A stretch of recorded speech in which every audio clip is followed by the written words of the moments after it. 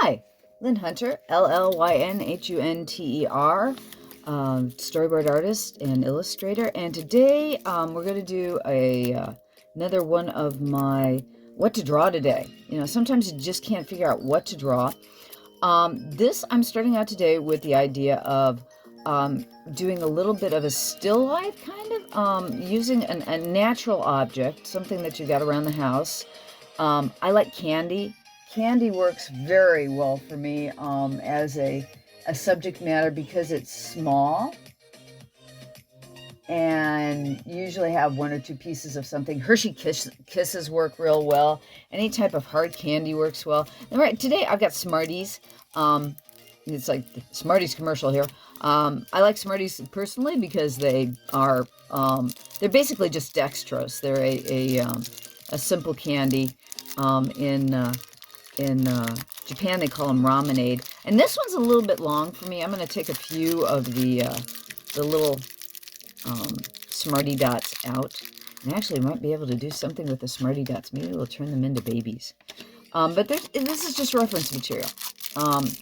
It's not meant to be anything more than, ooh, what can I do with this? What can I learn while I'm drawing? And I'm thinking, okay, the body of the Smarties is going to be the body of our critter. We're going to make a critter of some sort. And the tail is going to be the longer portion. And you could just leave your Smarties alone. I'm just playing here today and just putting them down here, using them as basically visual reference. Just like with some of our, if you look at the past piece we did with the car and the snail, you know, you're using photo reference for what you might do with the drawing. With this particular one, we're using a piece of candy. And like I said, most people have, you know, some piece of gum, anything would work to have some fun with. But so there's our little life drawing piece to study with. And then I have a 4x6 piece of, this is 140 pound or 300 and, is it 300 gram? Yeah, 300 gram hot press watercolor paper. You don't need to use watercolor paper. I'm going to probably turn this into a painting afterwards. So it's nice to have, you know, I'll work on watercolor paper. This is hot press. That means that when the watercolor paper was made, it was put between like two hot sheets of paper and had the water pressed out of it with heat. So it's a very, very smooth paper. So anyways, we're going to start with, today we're going to use a Papermate mechanical pencil. You can use any kind of mechanical pencil. This one just happens to be a 0.5 millimeter pencil. And then we're going to use an eraser. And this eraser is a kneaded eraser. And I'll go into that when I, basically it's made out of compressed rubber that's had air whipped into it. So it's like silly putty. And it's one of my favorite. When I discovered, I talk about kneaded erasers a lot because they really improved my drawing ability once I got one. And this is a number 5 Micron. Let's see, it's Sakura Pigma Micron pen. And these are basically what a replacement for rapidograph pens. The ink is permanent out of these, so you can paint on top of this and under this, and it will last forever because it's got pigment in it. It's really, I've been using these pens for like 20 years, and they're great little pens. But anyways, let's get to drawing. And so this is my reference here. And like I said, I'm not really using it other than I'm going to make myself a little animal of some kind with it. So what I'm starting here is I always start with a bit of a scribble. I am a very scribbly drawer. I'm trying to find volume when I draw. I basically, so it's like here, your Smarties are basically, they're ovals. So you have, you know, like cylindrical C's. You have C, C, C, C, C, C for your Smarties in a tube. And the little fluff at the top is more or less, you can see I'm just kind of squiggling. I'm keeping it loose and making it fun. And my lines are just, I'm keeping that kind of a nice airy line with that. I'm really actually just kind of liking it that way. And I'm going to make this some kind of critter, right? So I'm going to give it eyeballs up here. I'm going to give it a couple of eyeballs right here. So I'm doing 2 little circles, and I'll have 2 little dots for eyes. And I always give brows. If you give brows, okay, a brow is just a C. So we're just doing a ball, and a ball, and a dot, and a dot, and a C, and a C. And all of a sudden, you've got real expression. And then I always give, you know, when you grin, you have these little corners that taper up inside your mouth. So I always like to put, you know, that nice little corner at the end of my smile when I do a smile. And I like to do my critters smiling. I like happy critters. So he's going to have, you know, there. And we're going to make him a little bit... Why is it a he? I have no idea as I'm going along here. And it's kind of like when I come up with names for things, I will use the first thing that comes into my head. And this critter basically he's just seen to me as a he. It's like, and why is he a he? I don't know. Have any idea why he is a he, but he's a he. And so I'm playing with, okay, this is where the wrapper twists around. So I'm gonna keep that Smarties type of feel. So he's kind of like a real candy critter. And I'm gonna give him kind of squiggly feet. And I'm thinking dog, because he's sitting in more of a dog pose. So with dogs, they have their knees are up here, and their heels are here, and their toes are out there. So I'm going to give him kind of dog-like legs. So he's going to be a Smarties dog-like critter. And let's use the little pucks, the little Smarties pucks. We'll throw a couple of Smarties pucks down here. Okay, and we're going to give those guys eyes. And let's see here. Let's give them little antennas. And maybe some little claw feet. And let's give them round eyes too, because it's like, since we give this guy ball eyes, we'll give these guys ball eyes too. And it's not, I mean, all of this is out of your head. Anything you want to do is let me pull up a small Post-it here. When we talk about eyes, it's like there's all kinds of ways you can do eyes.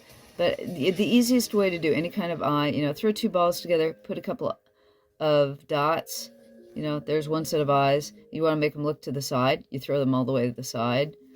Or another way when you're doing eyes, if you give them bigger balls, and I always give a highlight. If you throw a little white ball in your black ball, it'll give a little bit more volume to the eye. So all of a sudden, yeah, see, it comes into existence. And you put one little C and one little C, and all of a sudden, you've got expression. And the farther you put your eyes apart, let's put the eyes way far apart like this, and you give them a much bigger dark space, it gives a more cute and a bigger highlight. It has more of a cute effect when you make eyes. You fill that black spot in, and you get more of a cute, you know, give it itty bitty nose and a smile. All of a sudden, we've got a little kitten, cutie type character going on. Whereas when you get the smaller dots, you get more of a cartoon, more of a goofy or a silly look to it when you have like little dot eyes with big round balls. What I would do is play with your eyes. You know, it's like you're attaching Google eyes to a pom-pom. If you've ever made pom-pom animals, which is a lot of fun. But okay, so we've got our drawing here of our silly critter made from, you know, our looking at this little Smartie package. And like I said, you can do that with a Hershey's Kiss. Try it with a Hershey's Kiss, or try it with a hard candy, or find your dump out a pack of Skittles. See what you can come up with by dumping out a pack of Skittles or M&Ms. You know, pick your favorite candy and just come up with a creature by using your favorite candy. And see, now what I'm doing now is I'm inking in, and I'm heavying up the lines that we did in pencil. And I'll emphasize areas. I'll keep some things thin and I'll thicken up others.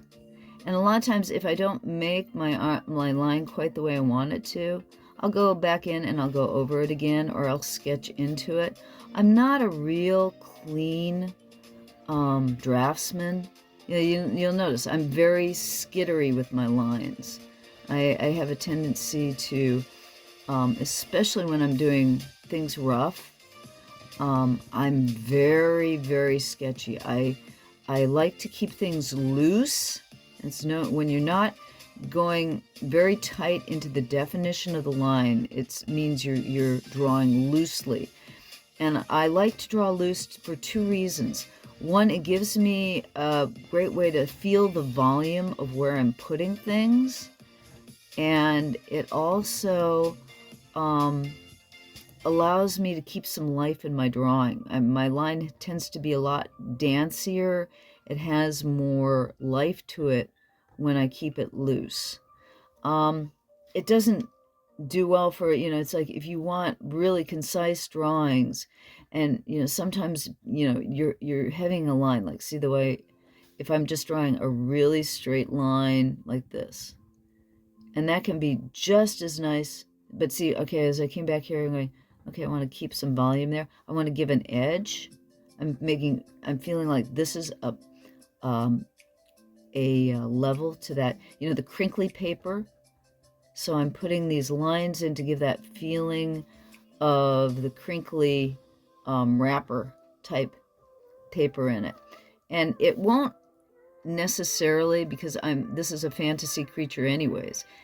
When somebody looks at this, if they don't know that I've used a Smarties candy wrapper and I have Smarties candy to come up with this creature, they may not feel that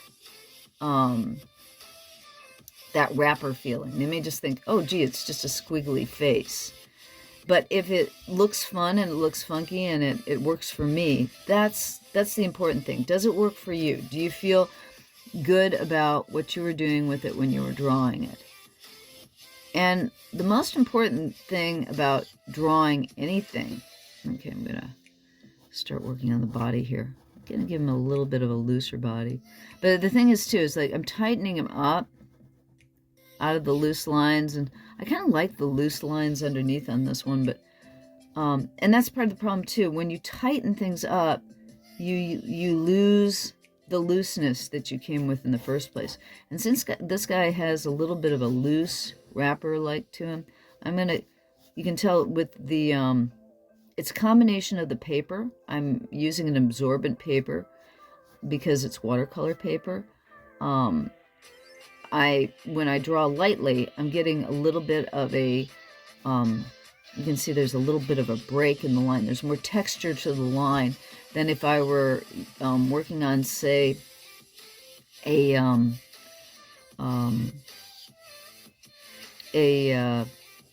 paper that had no tooth at all in it. And the texture you have in paper is called tooth, usually. And this particular paper doesn't have as much tooth as if I were using, say, a Bristol.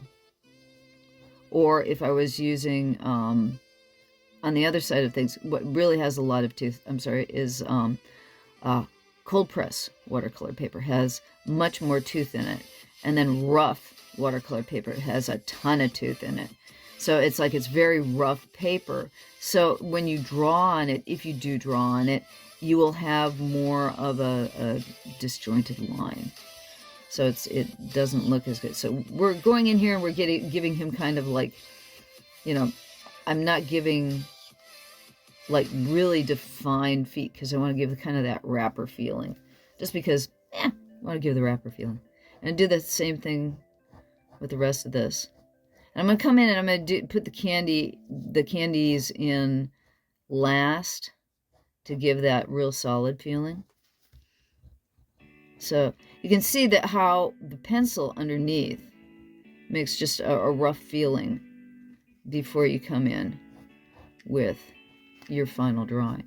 And we'll give the little wrap around here. So it feels like, and you can see the twisting. You've got something to look at while you're doing that. If you want to feel, okay, how do I get that twist? How do I get this to feel like he's got a twisted wrapper tail? So you can look at the shapes of the lines on your wrapper there to get an idea of, okay, I want to make this look more like it is a candy wrapper, like he is maybe partially made out of candy wrapper. So I'm going into using the candy wrapper itself, and while I'm doing this, I'm looking at how did the striations kind of work on the wrapper, and how can I imitate that feeling by just using a line. Because what we're doing here is we're changing, we're looking at a three-dimensional object with our eyes, and we're changing that into symbols. This is no different than actually when you're writing a word. What you're writing is you're using letters, which are symbols for sounds, and you're giving meaning with those symbols. And you're doing the same thing with each of these lines. You're putting these lines down on paper to give a feeling of what you see with your eyes. But it's not really the same, because you're changing basically 3 dimensions into 2 dimensions. So you're taking all that you're seeing here and you're putting it into line, and you're trying to give that feeling of what you see in front of you, and then turning that into line. So you're creating an illusion. And I've often said this, and I can't emphasize it enough. If you are creating art, you are a magician. You are an illusionist. You are creating an illusion of reality. It's not reality. Now I'm putting in like the little discs. And if I really want to give that feeling of disc, I'm trying to give a little bit of feeling of shadow where the disc is, where the disc comes in. But again, these are just C shapes. And then if I'm doing this little bit of a sketchy line, it's giving me a little bit of like a shadow underneath. Plus, I have a lot of trouble drawing a curve.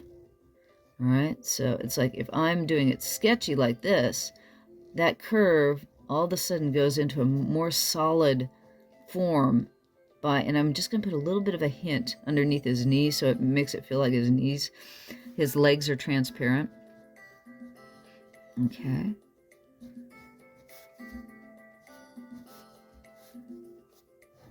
And I made him a little bit smaller in the back and bigger in the front.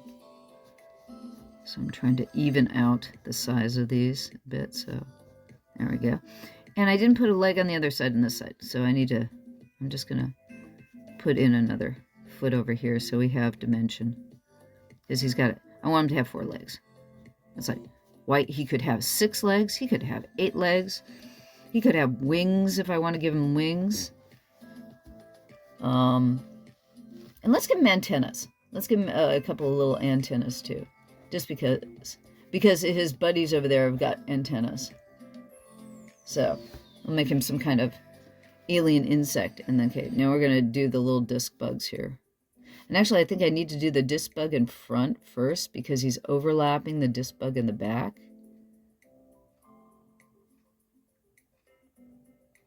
And again, note what happens. Okay, we've got cute little eyeballs there, but note what happens once I get them 2 little C's on top. All of a sudden, I got eyebrows. And it gives an entirely different feel to the character when you add the eyebrows. You can, if you don't put eyebrows in, it gives you more of a cute character, but it doesn't give you any emotion. When you add eyebrows, you instantaneously add emotion to your character.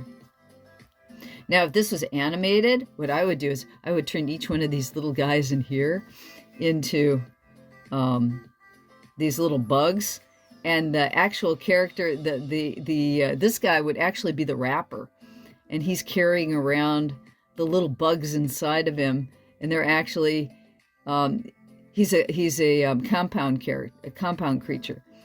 So it's like, it would be like if you know of the Portuguese man of war, is actually, it's called a colony animal, because it actually is made up of several different animals that live together in unison.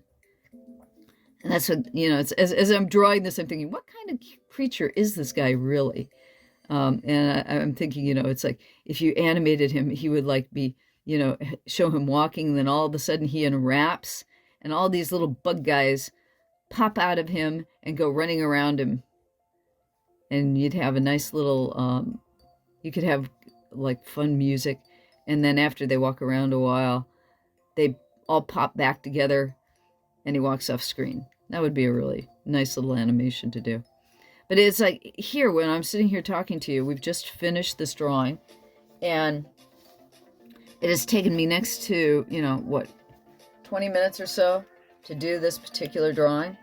What I'm going to do now, and doing animation, I just wanted to finish that with that one thought.